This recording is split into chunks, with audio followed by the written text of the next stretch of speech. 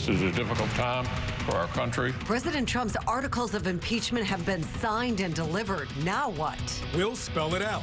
Midday murder, a man gunned down in the middle of a busy downtown Baltimore street. The violence is ridiculous. We hear from nearby business owners who are fed up. City Schools continues its fight to keep public records from you. Why they still haven't turned over documents even after a judge's deadline. Live from WBFF in Baltimore, this is Fox 45 News at 10. Topping the news at 10 o'clock tonight, safety in a city in crisis. Take a look at this wall. You're looking at the locations of homicides across our city. With 2 homicides today, that averages to at least a person killed each day since this year started.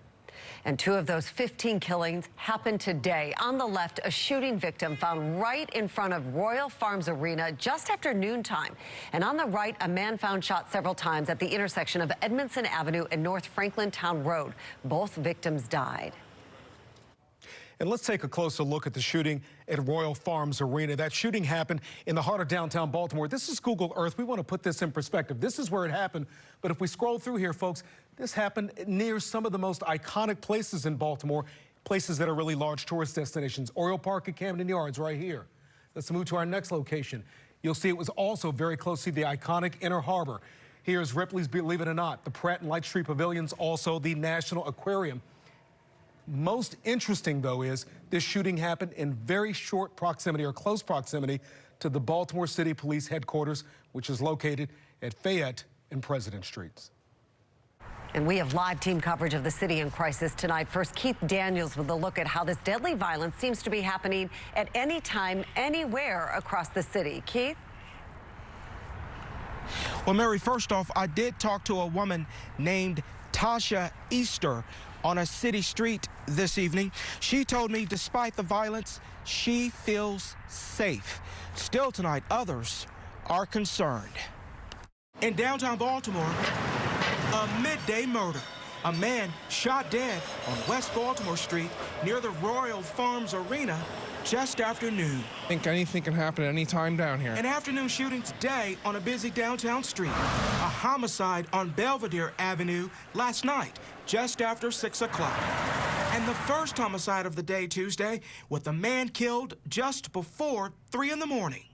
Deadly violence, anytime, anywhere. You're concerned about it, you know, I mean, you hope you get home safe. I think there's some people out here that don't understand or comprehend what breaking the law is all about. The downtown shooting happened in Councilman Eric Costello's district, who tonight, when asked about the violence, was quick with the response that we hear frequently from city elected officials. Level of violence is unacceptable in the city. What level of violence is acceptable? None. As a city councilman, what do you say to those people who may not be feeling safe because of the violence that you speak to? Yeah, again, the police department is doing everything they can to help ensure that our neighborhoods are safe and that violence is reduced. Well, police say they've increased patrol resources to help control the violence. We're live now in North Baltimore. Keith Daniels, Fox 45 News. Keith, thank you. Well, Baltimore Police Commissioner Michael Harrison spoke about what the police department is doing to catch those homicide suspects, and here's what he said on Sunday. We have surveillance video on more than one, and we're working to make sure that we identify as much video from as many places as we possibly can. The serious questions about safety are affecting businesses in downtown Baltimore. Fox 45's Alexa Ashwell is live there now with their concerns. Alexa.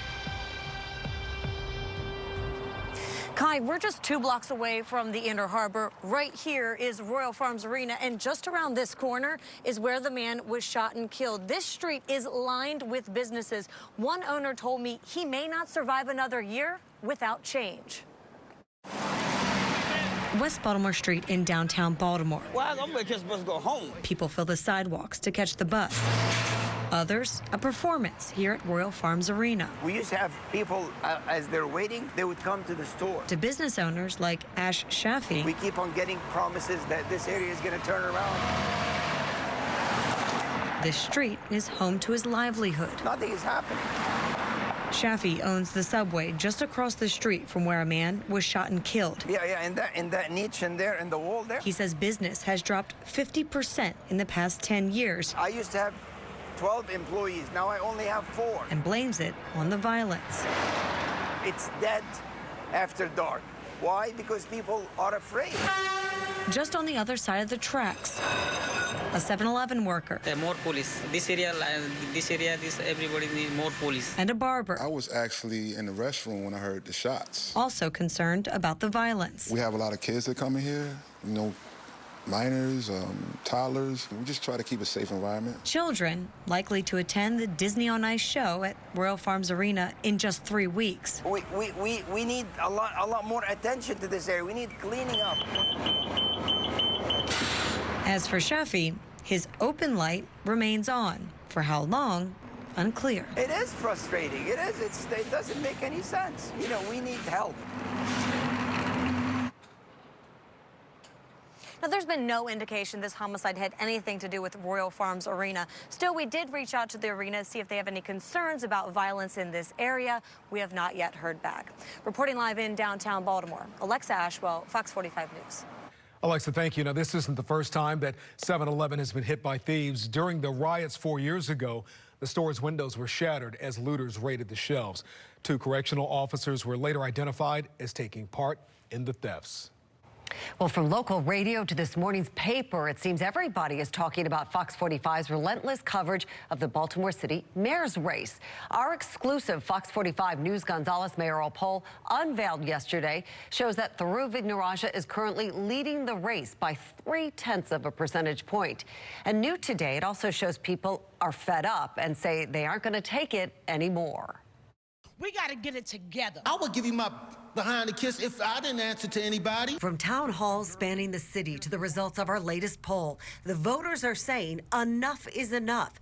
That data says the voters don't trust the status quo. Barely 1 in 4 voters say, yes, I trust. That is not a good signal. The lack of trust is one reason 7 out of 10 voters think the city is headed in the wrong direction. And Patrick Gonzalez says if the election were held today, that could lead voters to an outsider. Thuroo Vignarajah and TJ Smith are the only major candidates not to have held elected office. Gonzalez says their outsider status bodes well as we head to Election Day. And if I were a betting man, which I am, I would bet that an outsider is going to win this. We all love our city. We love it. And we know how resilient we are, and we know that there can be a better way. This is clear evidence that Baltimore City is demanding change. For current or former elected top city politicians, Gonzalez says they have a lot of work to do in the next 90 days to convince voters to give them another chance to solve the city's crime, grime, education, and corruption issues. Over the next few days, we will release more of what you, the voters, say are the top issues. Don't miss the results of the exclusive Fox 45 News Gonzalez Baltimore City mayoral poll on air, online, and on your mobile phone. In Fox 45, we are committed to bringing your issues surrounding the city in crisis to light. Our City in Crisis, Your Voice, Your Future Town Hall is set for Thursday night, January 23rd at 7 o'clock at the Little Italy Lodge at 905 Pratt Street. We hope that you'll show up. Well, Fox 45 is going beyond the podium. We are committed to giving you, the voters, a voice in the election. So we have set up an additional website highlighting some of the issues. It's saveourcity.com. And right on the homepage, you can take our survey and sound off on the topics you care about. We have some transportation news we'd like to share with you. The Mark Penn Line train towards Washington was delayed for about half an hour this evening due to a medical emergency on board. The light rail is now running as regularly scheduled in both directions. The condition of the passenger with the medical emergency is unknown. All updates to train schedules can be found on the MTA website. Can we honor our darling Elijah Cummings, who said, one day we were dancing with the angels, what would we say about what we did at this difficult time in our country's history? Well, moments before House Speaker Nancy Pelosi signed the articles of impeachment against President Trump, she took a moment to remember Baltimore Congressman Elijah Cummings. Before his death last year, he played a prominent role in the impeachment hearings. And what happened today was just the beginning of the impeachment trial process. At noon tomorrow, the House impeachment managers will officially present the articles of impeachment to the Senate. At 2 tomorrow afternoon, the Chief Justice of the United States, John Roberts, will arrive at the Senate and swear in the senators. Senate Majority Leader Mitch McConnell says the trial will likely start next Tuesday. We will have the very latest on the impeachment of Donald Trump new tonight at 10:30. We're getting ready for a winter blast this weekend. Yeah, Chief Meteorologist Vitas Reed joins us now. Vitas?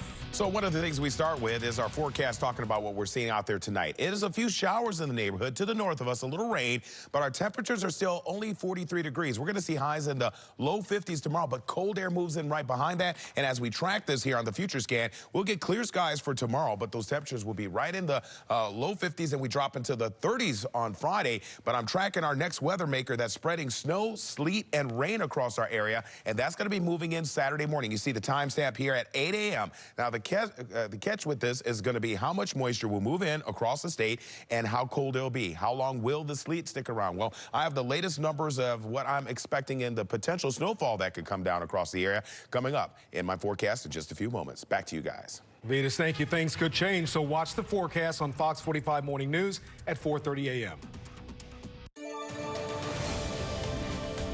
Coming up only on Fox, a liquor store robbery in Hamden caught on camera. The uncertainty the owner has tonight, the one way he says he'll feel safe. A rough arrest of a 76-year-old grandmother in Baltimore County still ahead. What her family is demanding after they say police went too far. Well, the deadline, it is past, yet Project Baltimore still hasn't received the court-ordered documents from city schools. Where it stands in the fight for public records that belong to you. The debate over the current education plan and how to fund it is heating up in Annapolis. It could wind up costing the state nearly $30 billion by 2030. And a major new tax proposal is already getting pushback by Republicans and support from some parents as well. So us as all the adults in the state of Maryland, everywhere, whatever color, whatever zip code, we should not fail these babies because we owe it to them. Even if this money coming now, it might not affect these kids right now, but it will affect them sooner than that. Well, you can't fund a $4 billion per year program without raising taxes on everyone. The plan calls for restructuring personal income tax brackets and increasing rates on Maryland's more wealthy residents. It also calls on large multi-state corporations to pay more for profits generated in Maryland. And a bill supported by former Senate President Mike Miller and current President Bill Ferguson would create a new tax on businesses that make money from digital advertising.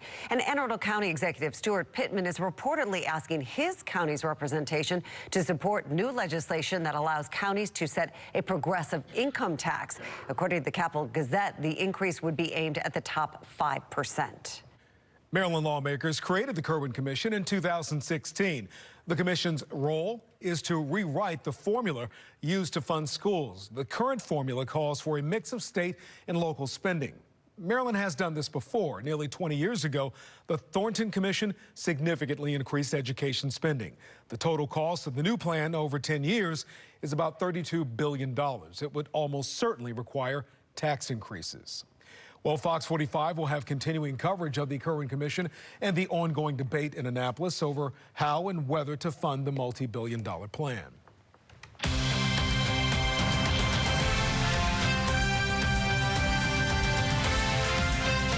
Baltimore City Schools continues to fight Fox 45 over the release of public records that belong to you, the taxpayers who rely on our public schools. A judge even gave the city a deadline to hand over these documents, and yet we're still waiting. Project Baltimore spent 2 years in court trying to get these records for the parents and students in Baltimore City.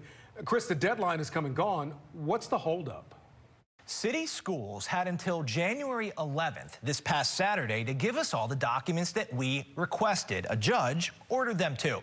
Instead, city schools appealed, and we're going back to court. I'm concerned. I'm very concerned. That was Fox 45 attorney Scott Martyr in August, when Project Baltimore filed contempt motions against city schools. We had sued the school system for withholding public records about grade changing. we won.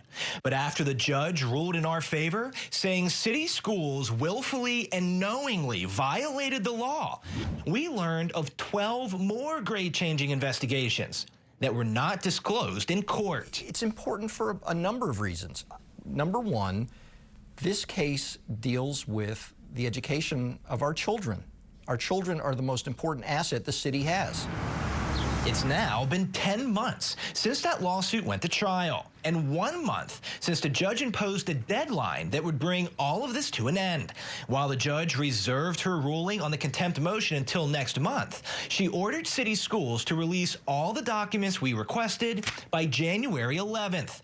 But on January 6th, 5 days before the deadline, city schools filed an appeal. Have you ever seen this before? No, I haven't. I have not seen a government agency respond to a public records situation like this ever. Instead of releasing these documents from the beginning, as required by law, Baltimore City has spent more than $175,000 in reimbursing our legal fees alone to keep the public records from the parents and taxpayers who rely on the schools and expect transparency. A new exclusive Fox 45 News Gonzalez poll found nearly 83% of city residents disapprove of their own public school system.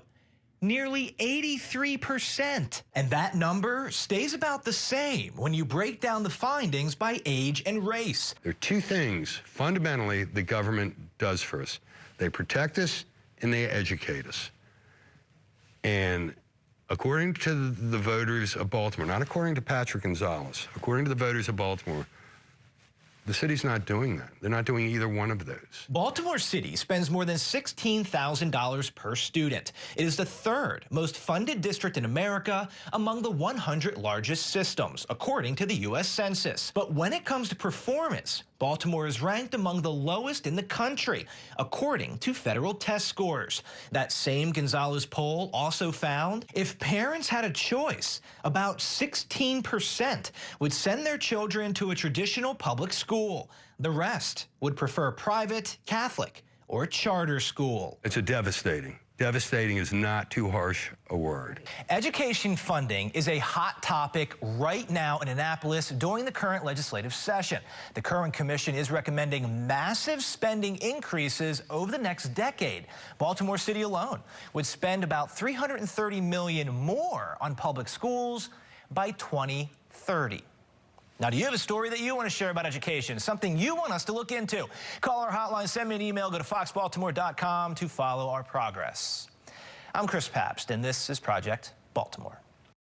All right, and time for a look at our forecast. A nice day out there, and tonight not bad. That's right. Here's Vetus. Yeah, not too bad. And actually, warmer temperatures are just down to the southwest of us. We'll probably see our temperatures increase early, but then get cooler as we go through the day tomorrow. So it looks like what we're seeing is a big change temperature-wise, and that's going to be leading us into our next weather maker, which is going to be the chance for rain, sleet, and snow as we get towards Saturday morning. So let's talk about what we saw out there today. Now, interesting enough, we saw those temperatures above normal once again at 58 degrees. Our normal temperature should be 41 degrees, so we're seeing temperatures run a little bit warm above normal. Right now, we're looking at mostly cloudy to cloudy skies across the area. 50 degrees, a few little spotty showers just to the north. In fact, looking at our temperatures, you can see that warm air down to the south-southwest. Charleston, West Virginia at 64 degrees, 50 in Baltimore. So we're seeing some mild air trying to work its way up I-95. Scan of the skies, a few sprinkles up there in Cecil County, north of Elkton and northeast. So that's where we're seeing a little rain, and there was just a few spotty showers that scooted across Baltimore City.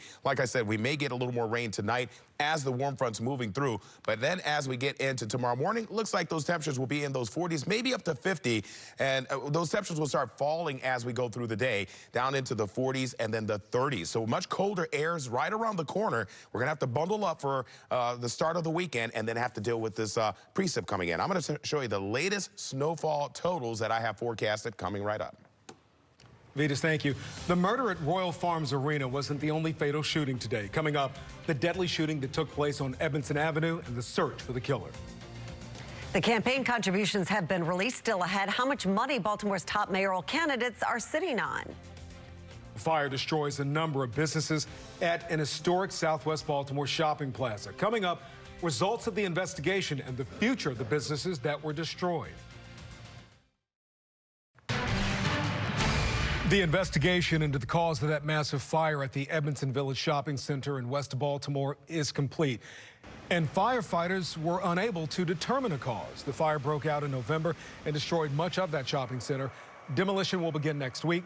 4 of the 10 businesses destroyed are now looking for new locations. The Annapolis City dock is considered one of the most extreme examples of the rising sea level on the East Coast. Nearby stores and restaurants have found themselves losing more and more business due to flooding.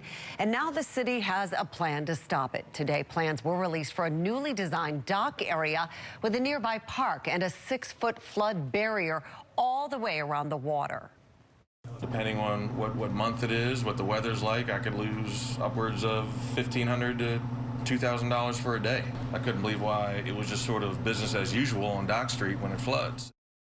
Were presented to the Annapolis City Council this afternoon. Details and funding for the renovation still need to be discussed. Serious security concerns surrounding the popular app TikTok. With more than 1 billion users, its social media newest rising stars. But the cybersecurity experts at Checkpoint warn there are virtual backdoors that could allow hackers to do a number of things, including send fake text links that could spread malware. TikTok says it has fixed the vulnerabilities. Well, who's raised the most money? The race to become Baltimore's next mayor. Up next, we're adding up the campaign contributions so far. There's no crime plan, there's no continuity, and it's just simply unacceptable. Governor Larry Hogan accuses Baltimore city leaders of not having a crime plan, but the governor says it's happening as a consequence and how he plans to help. And your next 3 days here on your forecast, looking at tomorrow, right around 50 with temperatures falling through the day. Highs on Friday, only 36 degrees, leading us into this winter weather that's coming our way. Our next weather maker is bringing rain, sleet, and snow on Saturday morning through the afternoon. I'm timing it out for you next. And look at the latest potential snowfall totals that I'm going to have coming up. We have breaking news out of Baltimore County where homicide detectives are investigating a murder. It happened just before 6:30 tonight on South Belgrove Road. That's in Catonsville. A man was found outside and pronounced dead at the scene. You can log on to foxbaltimore.com for additional information about this case. And back to our coverage of a city in crisis. So far this year, there have been 15 killings in Baltimore, an average of 1 a day. 2 of those 15 killings happened today. On the left, a shooting victim found right in front of the Royal Farms Arena just after noontime. And on the right, a man found shot several times at the intersection of Edmondson Avenue and North Franklintown Road. Both victims died. Now, with the murder rate rising in Baltimore, Governor Hogan says the city's crime is his #1 concern, but he's not planning on calling in the National Guard. Look, we did bring in the National Guard during the riots, but coming in on a state of emergency for a 1-week period of time where we come in and we brought 4,000 members of the Guard and 1,000 police officers and had to basically take over control of the city. I don't think that's what people want to see happen every day on the streets of Baltimore, with guardsmen standing on the street corners with, machine guns or having tanks roll through the city. But we're doing everything short of that, just about. First on Fox tonight, new pictures showing a Hamden store clerk face-to-face with an armed robber. Jeff Abel is here with the story you're seeing first on Fox. Jeff? Well, they're the latest victims in the city's crime war that had even the governor today questioning whether the city has any plan to stop it. At Hamden's Redfish Liquors, clerks are trying to recover from a holdup they may never forget. This is the man who walked into the Hamden liquor store last night. At first, clerks thought he was a customer, but seconds later, he told him, my helper, that, hey, give me money. Perry Sheath was behind the counter when the thief began making demands and pretended to be armed. So he says, open the register. I said, give me 5 seconds, little bit time. So that's why I said, give me time. And he says, you have 5 seconds. So 1, 2, he counting, 1, 2, 3, 4. It took 90 seconds for the thief to raid the register and flee through the front door. It's the latest attack in a string of Baltimore crimes which had even the governor today declaring war. It really takes some leadership in the city to start getting tough. There's no crime plan, there's no continuity, and it's just simply unacceptable that people are being shot and killed on the streets every single day, and people are fed up with it. Perry Sheath says the answer lies in gun control. You have to ban the gun. That's the main important. Otherwise, you cannot reduce the crime, because we don't know he has a gun or not. For now, he's grateful no one was hurt. Good day. we are safe. This is the second time that same store has been held up in the past 6 years. So far, no one has been arrested. Jeff Abel, Fox 45 News. Jeff, thank you. Today, former mayor and current mayoral candidate Sheila Dixon filed paperwork officially declaring her candidacy. She is the third major candidate to do so. State Senator Mary Washington filed last month. Mayor Jack Young filed yesterday, and next Tuesday is the deadline to file. Baltimore's mayoral candidates have until midnight to disclose the size of their campaign coffers. We've gathered some of the reports. Mayor Jack Young and City Council President Brandon Scott have by far the largest campaign funds. Mayor Young reporting over $959,000. Council President Scott has $458,000. Former Mayor Sheila Dixon has $88,000, and former City Police spokesperson T.J. Smith has collected $22,000 in donations. Stay with Fox 45. We'll have complete coverage of the election fundraising numbers tomorrow morning on Fox 45 Morning News. Mayoral candidate Thiru Vignarajah stopped by Fox 45 this afternoon to speak with us about his campaign ideas. The former Deputy Attorney General spoke about his support of police spy planes in Baltimore City and the breakdown of his campaign finances. Donations from over 900 different donors. Over 50% of our donors are less than $100. We have a sense of the urgency that is needed, the concrete plans that are demanded, and the people of Baltimore want change. Watch the entire interview online. Go to foxbaltimore.com/raw news. Well, Carmichael Stokey Kennedy is not polling among the leaders in the race for mayor. Kennedy, a local activist, announced his intentions to run last summer. He appeared on Fox 45 Morning News, and you can see that interview online as well at foxbaltimore.com. And stick with us. Mayoral candidate T.J. Smith will join us in studio tomorrow. That's on Fox 45 News at 4. A Baltimore police detective is indicted before a federal grand jury today on charges of conspiracy to plant a gun on a suspect. Court documents allege that 43-year-old Robert Hankard provided a BB gun to his partner he knew would be planted at a crime scene, according to prosecutors. Officials say that Hankard then falsely testified in court that he had not provided the gun and that he falsified records to back up his story. Hankard faces 5 federal counts related to falsifying documents, planting evidence, and lying before a federal grand jury. Well, between corruption in City Hall, gun violence, and other issues in our city, Baltimore is a city in crisis.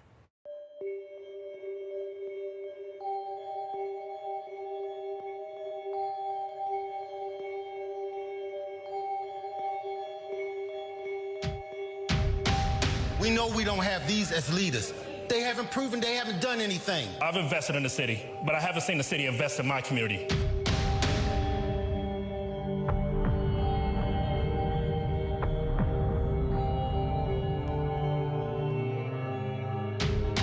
Make a lot of promises when they want our vote, a lot of promises. And once they get in office, they completely forget about all the promises they made. How many of y'all on this panel today have been in a corrupt situation? TJ, you work for the most corrupt police department in the country. You should be quiet about that. You work down Rotunda City Hall.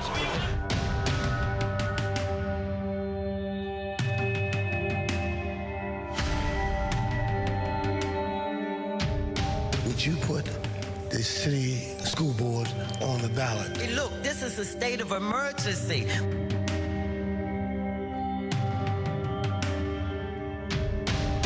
We at war in Baltimore. The situation we find ourselves in has never been this bad in my lifetime. Who is going to save Baltimore? We the people. Visit SaveOurCity.com. And Fox 45 is committed to bringing your issues surrounding the city in crisis to light. Our City in Crisis, Your Voice, Your Future Town Hall is set for Thursday night, January 23rd at 7 at the Little Italy Lodge at 905 Pratt Street. We hope you come, and we hope to see you there. All right. Nice weather for the town hall that night. Absolutely. But first, we got to get through Saturday, right? Yeah, Yes. Saturday it looks like we're going to see a little bit of activity coming into play. Rain, sleet, and snow on the way, and it looks like it could be a little bit that may stick on the ground. We'll get to that. But let's talk about what's going on.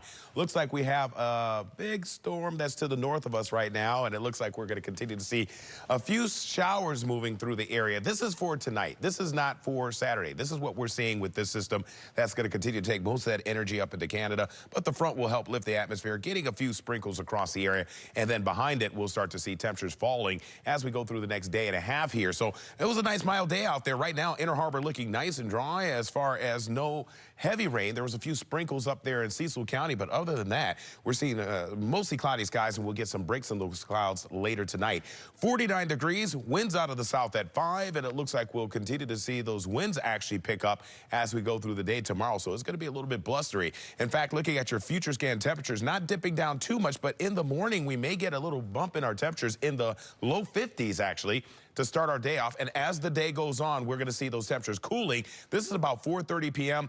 Rush hour, we're going to see temperatures in the low 40s, upper 30s. So it's going to get colder as the day goes on. And then as we get into Friday morning, look at your morning commute, starting off in the 20s. So it's going to be a cold start to our day, and those colder temperatures hold on going through Friday night. And that's what's going to be leading us with this next system moving in with colder temperatures to begin the weekend. So definitely a change in our temperatures. Right now, a southerly wind, and that's helping those temperatures increase as we go through the overnight. And they're starting to pick up just off to the west, anywhere from 5 to 10 miles per hour.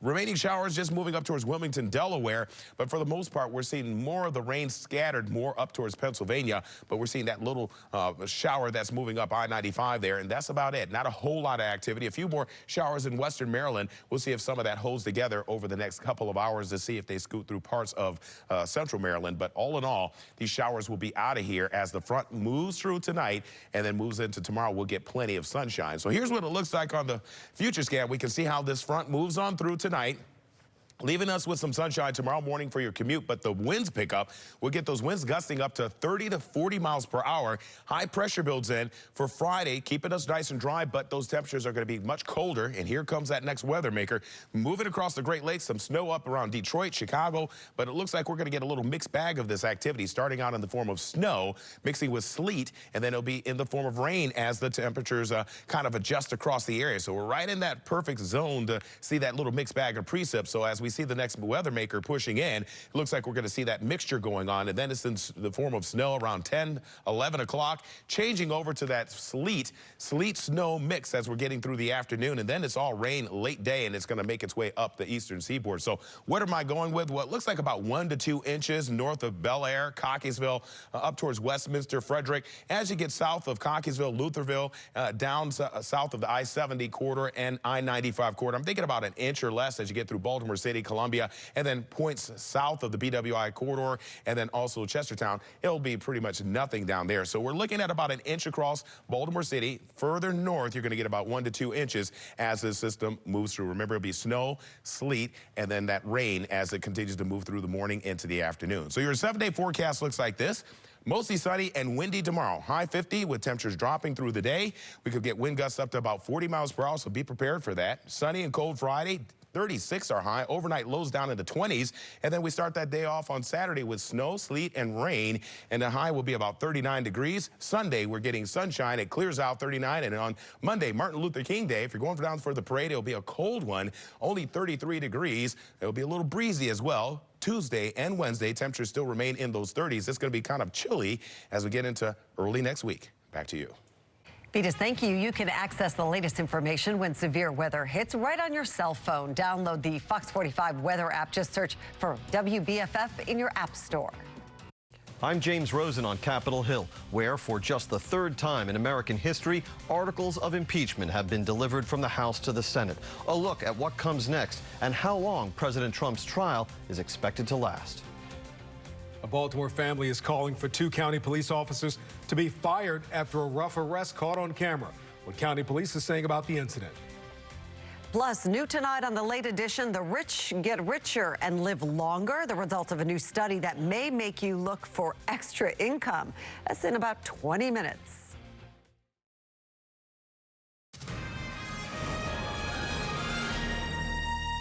The integrity of our elections has taken us to this place. So today, we will make history.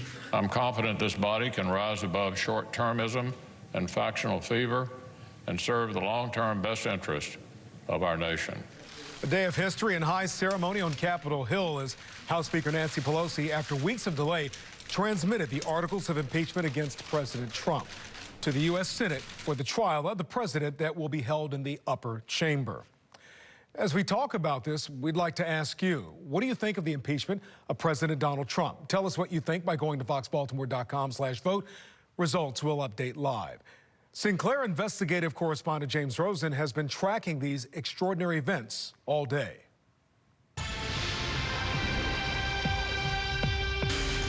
So sad, so tragic for our country. As Democratic committee chairs looked on, House Speaker Nancy Pelosi signed the 2 articles of impeachment against President Trump, which were then carried across the Capitol to the Senate by the clerk of the House, Cheryl Johnson, followed in solemn procession by the 7 House Democrats who will serve as managers or prosecutors in Mr. Trump's Senate trial next week. At the hour of 12 noon on Thursday, January 16th, 2020, the Senate will receive the managers. Senate Majority Leader Mitch McConnell said Chief Justice John Roberts will be sworn in on Thursday as the presiding judge in the trial by the Senate's current President pro tem, Chuck Grassley of Iowa. Then Roberts will swear in the senators to serve effectively as jurors, with the trial set to start in earnest on Tuesday, January 21. Congratulations, Mr. President. Almost 3 years to the day after Roberts administered the oath of office to President-elect Trump. In a briefing with reporters Wednesday afternoon, senior White House officials working on the president's defense made clear that they do not want or expect witnesses to be called in the trial, which they predicted will end within 2 weeks of its start. We're operating in a pretty good place here because the underlying evidence proves this president has done nothing wrong. Whether new documents and witnesses are admitted into the proceedings will be subject to a vote by the senators after the House managers have presented their case against President Trump and his attorneys have rested their defense. The same rules that were followed during the impeachment trial of President Clinton that ended in his acquittal in 1999. On Capitol Hill, James Rosen. Back to our question of the day. What do you think of the impeachment of President Donald Trump? You can see the results updating, populating at the bottom of our screen. And you can tell us what you think by going to foxbaltimore.com/vote. Well, the Baltimore family is calling for 2 county police officers to be fired after a rough arrest caught on camera. Yeah, that's right. This is video of that encounter last Friday. 76-year-old Rena Mellerson was thrown to the ground and cuffed. Her family explaining today what led to this. They say it started when Mellerson's granddaughter and a friend called police over a disturbance that was 8 minutes away from Mellerson's home. They met officers at the scene, but say after they left, officers showed up at Mellerson's house. In each instance, the family says officers were condescending and hostile. The family claims police deployed a taser inside the home and used pepper spray that hit 2 children that were there. Then they took grandmother Rena Mellerson outside, where she was then thrown to the ground. I hope this will never happen to anybody else again, because it's not a good feeling. Where did you display your compassion when you slammed my mother on the ground? Where was the compassion then?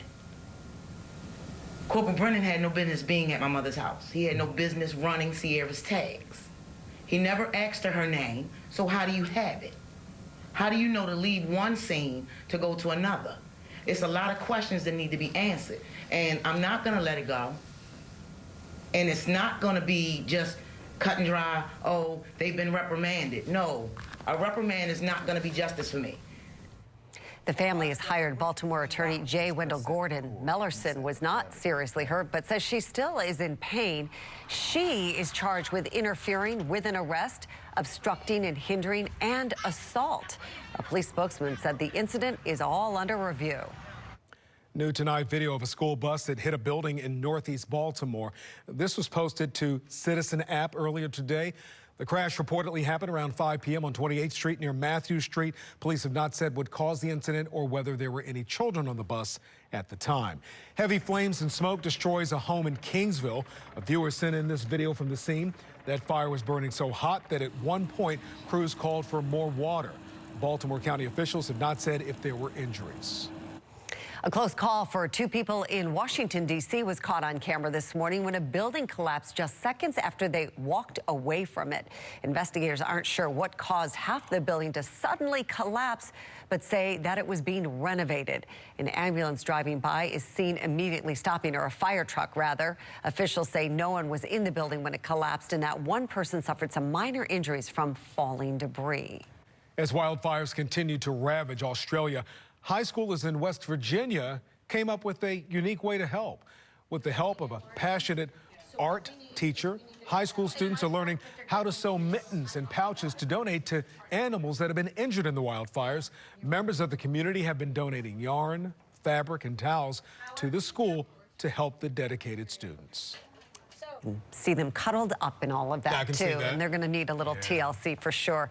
Well, let's get our detailed look at our weekend forecast. Here is Vitas. Yeah, it looks like we are going to see that weather maker heading our way for Saturday. But before we get there, Friday's going to be colder, so we're going to see temperatures right around 36 degrees for our highs. Overnight lows only in the mid to lower 20s in some areas. Saturday morning, that system moves in, bringing some snow, then sleet, then rain as temperatures warm a little bit through the afternoon up to about 39 degrees. And then as we get towards Sunday, we're looking at 39 degrees with some sunshine. So this storm will be out of here by the end of the week. Now, early next week, we'll hold on to these 30s. It's going to be cold for the next few days. So temperatures from above normal will start to be below normal going into next week. Back to you. Vitas, thank you. A shooting at high noon in front of Royal Farms Arena. Tonight on the Late Edition, we ask a city council member about the level of violence in the city. And the not-so-distinctive rating for Baltimore, where it ranks on the list of cities with the highest STD rates. And his season ended earlier than he would have liked, but Lamar Jackson is due to get a lot of postseason awards, and he got the first of those today. That story coming up next in Sports Unlimited.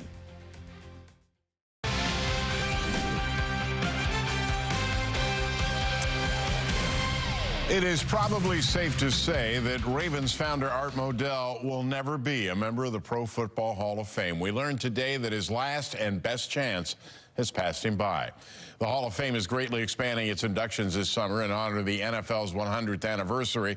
Modell was on the ballot as an historical contributor, but lost out to former Poly and Calvert Hall head coach George Young, Steve Sable of NFL Films, and ex-commissioner Paul Tagliabue. Moving the Ravens here from Cleveland will apparently never be forgiven outside of Maryland. Meanwhile, the first of what will undoubtedly be a long list of postseason awards, Lamar Jackson has been named NFL Most Valuable Player by the Pro Football Writers Association, and that's not all. They also named him the NFL's Offensive Player of the Year. Little wonder. He became the first NFL quarterback in history to throw for over 3,000 yards and rush for 1,000 in a single season, and he led the NFL with 36 touchdown passes. Now, this is not the big one. The NFL will announce its MVP Super Bowl week. In 2018, he served as Maryland's interim head coach after DJ Durkin was suspended, and tonight Matt Canada has a new gig. He's been hired as quarterback coach by the Pittsburgh Steelers, where he'll presumably get to know Ben Roethlisberger pretty well. As the Terps' interim head coach, he had a 5-7 record, but was not invited back when Mike Loxley took over in 2019. Gervonta Davis has won a world title, and now there's another hot boxer that came out of the Upton Boxing Center. Morgan Atzett profiles Lorenzo Truck Simpson at 11:30 as Sports Unlimited returns. Bruce, thank you.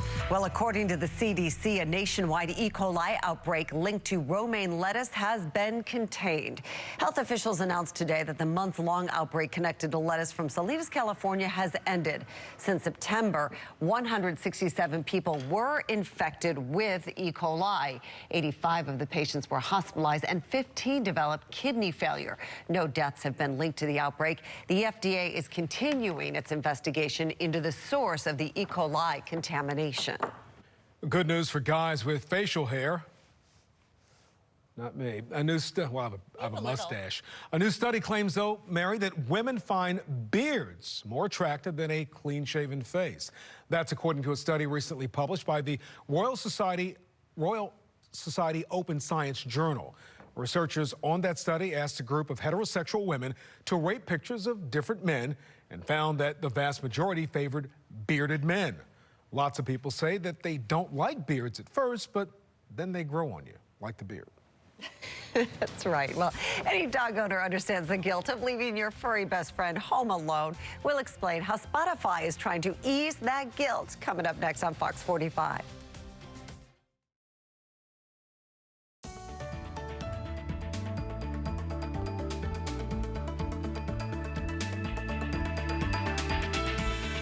Do you feel guilty every time that you leave your dog alone? Well, Yeah. Spotify has the perfect answer for Spot.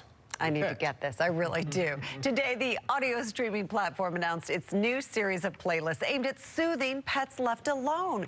Users can pick from specialized playlists designed for different animals that feature relaxing human voices. I think my dog would like that. And ambient sounds recommended by animal psychologists. My dog also needs one of those. So far, listeners have been giving the pet playlist 2 paws up.